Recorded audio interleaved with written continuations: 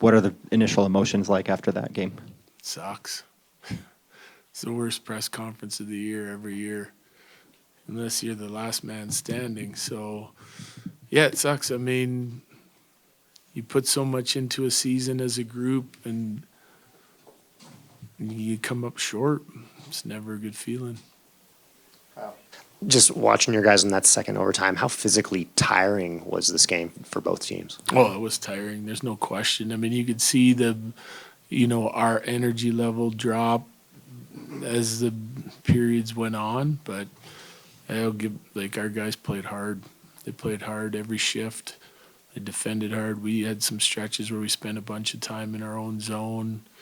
We we're sacrificing, doing whatever we could to keep the puck out of the net. Lots of blocks, limited scoring chances or high danger chances for the most part. And they played hard, both sides of it. I think, it's just you're playing a good team, a deep team, and it's going back and forth. And, just unable to get it done tonight. Corey, then Pierre.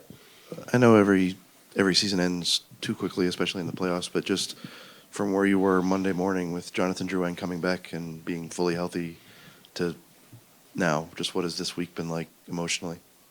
Yeah, I mean, it's always emotional this time of the year in the playoffs because the stakes are so high. I think our guys handled it pretty well.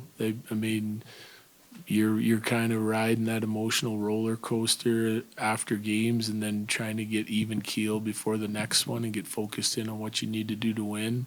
Guys did that. They played hard. It's always taxing in playoffs because especially when you're playing teams like this, it's tough to win and you got to be at your best every night to do it.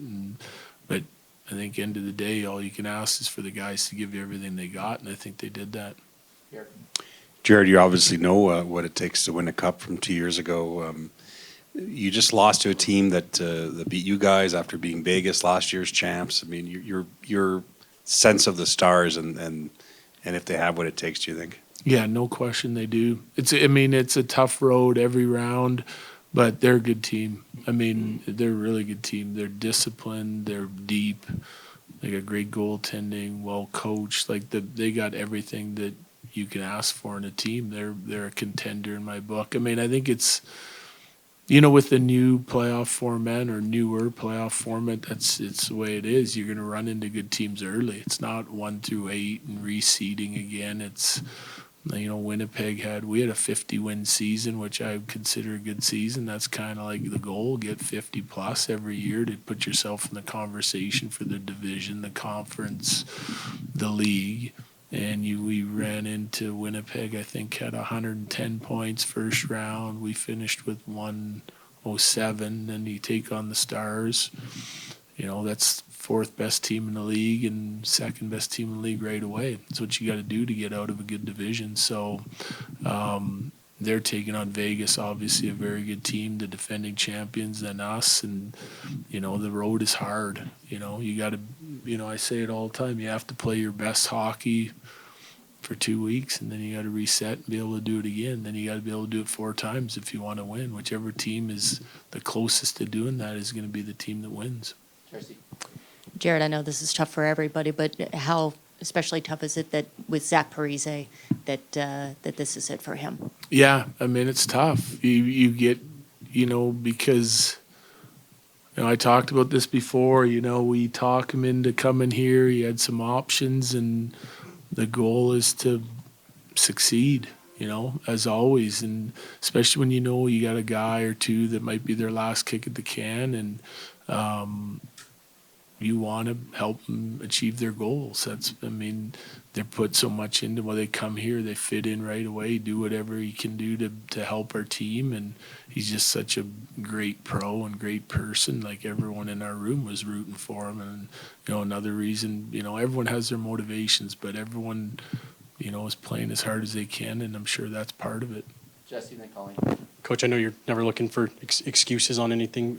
With everything that you guys battled through in the last week, I guess, have you learned anything new about, the core of this team? And I guess, if so, what? Yeah, we're not the only ones battling through stuff, Every team's, you're not going through the playoffs without adversity and having to overcome adversity and being a resilient team. And I thought our guys handled it good. I mean, they played hard. And we won last game. We were right there tonight and weren't able to get it done. But again, they played hard. They played well. They were committed on both sides of the puck. And I mean, all you can ask is for them to give you their best, and I think they did that. So sometimes it's not good enough, But I like the character in our room. I like the leadership in our room. They fought to the end, which I like, and I think that's the things you're looking for. That said, you've talked about the other losses in this series, that it was a lack of effort, and you said the guys gave it all you had tonight. Does that soften the blow, help you kind of feel proud about? No. I'm proud. I'm proud of our team. There's no question. I think, people might have some other judgments, but I mean, I'm proud of our team for the reasons that I just gave you. Jonathan Drouin expressed interest in returning to Colorado after this season. With everything he's done for you this year, I guess recapping what it's been like getting the opportunity to coach him and see this resurgence in him, and do you see the future fit? I hope so. Yeah. I mean, that'll be up to him, his agent, management. There's always change. Even when you win, there's change, as we saw. When you lose, there's change. It's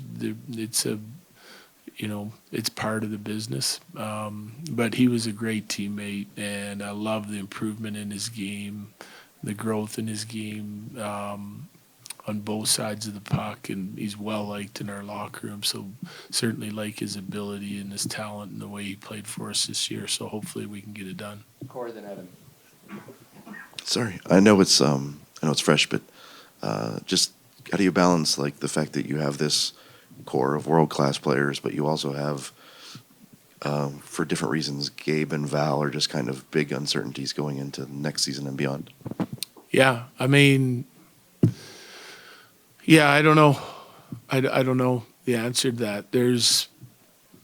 You hate having that uncertainty because it makes harder to plan for what, for management, right? For Chris and Joe, like, how do you plan? They'll get clear on those guys' situations as best they can and then form a plan and go from there. I don't know that, you're hoping for answers and clarity, so then you can build your team around that. But it's obviously a couple of guys that have a significant cap hit, and so I don't know where all that goes this summer and how quickly they can get it sorted out for July 1 or after that. But that's a challenge. That's a big challenge. Yeah. Evan, then Kyle. With Gabe, like, how close did he get to playing? And I guess on that, having been around him for a few months now, seeing him skate, are you optimistic and hopeful you'll get your captain back next year? I'm optimistic and hopeful. I don't think we got close to getting him back. I think like he just hit that year mark, which would have made it okay if the progress would have just been perfect. And I trust Gabe, and I know he's doing everything he can with our staff, with other people, to make sure that he's not only like I think it got to the point where it was like he wasn't going to be able to play this year, so then he can be cautious and he has the summer to get ready, and he's going to take it step by step and be methodical with it, but he's going to put his all into it.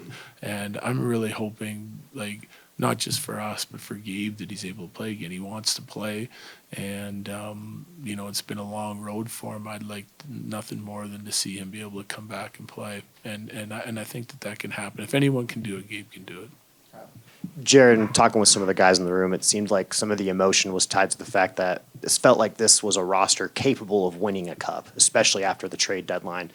That's the same for you? I mean, every year you feel like you could win it, but this roster especially felt built to make a run. Yeah, I think, I don't know about every year, that you feel you can win it, and I don't know it's possible to build a roster that's able to win it every year. Like, you only have... We talked about this near the deadline, that you only have so many assets that you can trade and, upgrade, and math has got to work. There's so many variables in it. But I do think that this is like you you're right there, you know, you're right there. I mean, there's 8 teams. If you look at the 8 teams, my take on it, there's probably more than that, but the 8 teams that were in the second round, I mean, you got Carolina, 110, 111 points. They're out. Boston, 109. We're 107.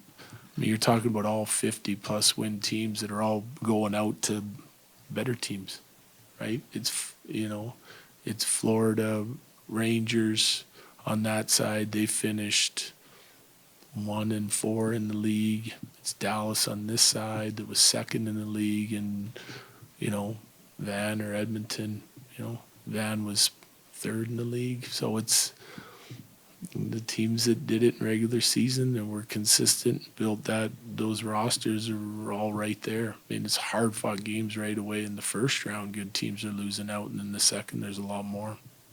Eric? Actually, I was going to ask for Landis Scott. Good, thank you very much. Yeah. Eric Thanks, and Carol. Jesse. Jared, obviously, last game of the season, it took a little bit longer to let media into the room. That last meeting that you get with a team like this when it ends so suddenly, how tough is it to address it? Not just Parisi, but knowing there are guys here, you know, the reality is not everybody can come back. And does it ever get easier to have that final talk? No, just like this is the worst press conference of the year, that's the worst meeting of the year. And we'll see our guys, like they'll be in for medicals and getting cleared and meet with us, and, you know, so we'll get other conversations with them before we all depart to wherever we're going. Yeah, but it's never fun. I mean, you just look at the disappointment in their eyes and breaks your heart. Finish with Jesse. Coach, just kind of you know, last, were there any players that were maybe playing through stuff, you know, significant injuries here in this round? I don't know. They'll put that release out. Like Casey got dinged up tonight early in the game and was struggling a little bit to skate. I think it was his hip. So, you know, and he fought through it the whole way. I think he played almost 30 minutes with it, but he was struggling a little bit. There's always guys with injuries that you're nursing along the way. I think that's the same for every team, that even like coming out of regular season and into the playoffs, you're trying to get as healthy as we can. And we got some good rest coming into this, so we got a little more healthy than we were after the first round with the break. But yeah, I don't know what everyone else will have. They'll see the docs on probably Monday, I'm guessing, and then we'll get you an update on that.